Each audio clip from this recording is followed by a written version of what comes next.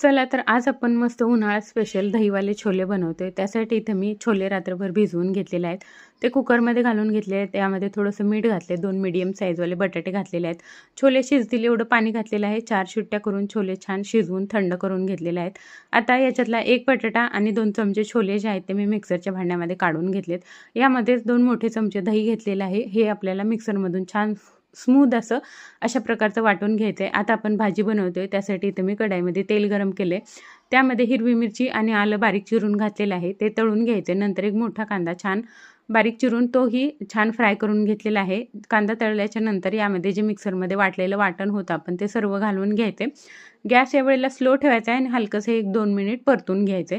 नंतर यामध्ये मसाले घालून घ्यायचे आहेत. धनिया पावडर, लाल तिखट, छोले मसाला आणि थोडासा गरम मसाला, हळद घातलेली आहे. थोडंसं मीठही घालून घ्यायचे.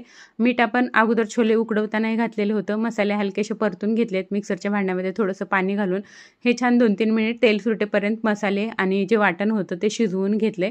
त्यानंतर यामध्ये जे राहिलेले छोले होते ते घालून घ्यायचेत. आणखीन 2-3 मिनिट हे झाकण ठेवून छान शिजवून घ्यायचे.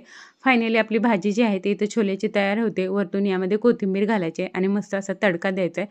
मस्त अशी आपली छोलेची भाजी तयार आहे.